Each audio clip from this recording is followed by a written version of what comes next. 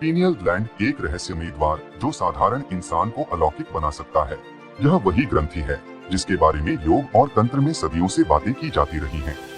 कहते हैं जब शिव का तीसरा नेत्र दक्षिण की ओर मुड़ा तो उन्होंने ऐसी चीजें देखी जो कोई और नहीं देख सकता था। यही पीनियल ग्लैंड का रहस्य है। इसका स्राव, जिसे योग में अमृत कहा जाता है, 3 रूपों में असर डाल सकता है। या तो यह शरीर को चट्टान की तरह मजबूत बना सकता है जिससे इंसान दीर्घायु हो जाए, या यह आपको मदहोशी और आनंद की ऐसी अवस्था में पहुंचा सकता है जहां समय और मृत्यु का कोई अर्थ ही नहीं रह जाता। या फिर यह आपके बोध को इतना पारदर्शी बना सकता है कि आप हल्की हवा की तरह बहने लगे। जब ऊर्जा मूलाधार पर केंद्रित होती है तो शरीर हजारों वर्षों तक जीवित रह सकता है। स्वाधिष्ठान में आते ही एक विस्फोट होता है जिससे जीवन की नई संभावनाएं जन्म लेती हैं। मणिपुर जागृत हो तो पूरा शरीर ध्वनि से गूंज उठता है। अनाहत पर पहुंचते ही आवाजें सुनाई देने लगती हैं, जो कभी कभी व्यक्ति को भ्रमित भी कर सकती हैं। विशुद्धि सक्रिय होते ही तंत्र के गूढ़ रहस्य खुलने लगते हैं और सूक्ष्म जगत के प्राणी स्वतः ही आकर्षित होने लगते हैं। लेकिन असली जादू तब होता है जब ऊर्जा आज्ञा चक्र से सहस्रार की ओर बढ़ती है।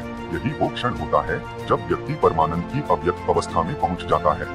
पीनियल ग्लैंड को सही तरह से सक्रिय करने का अर्थ है अपने जीवन की सीमाओं से मुक्त होना। लेकिन अगर यह अनियंत्रित हो जाए तो यह भ्रम, नशा और मानसिक अस्थिरता भी ला सकता है। यही कारण है कि योग साधना में इसका सही मार्गदर्शन अनिवार्य है। सवाल यह है, आप इसे कैसे इस्तेमाल करेंगे?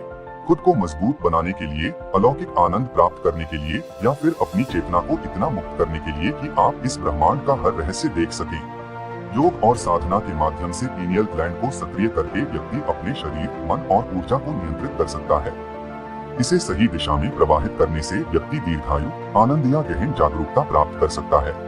लेकिन यदि इसे अनियंत्रित छोड़ दिया जाए तो यह भ्रम, मादकता या असंतुलन भी पैदा कर सकता है।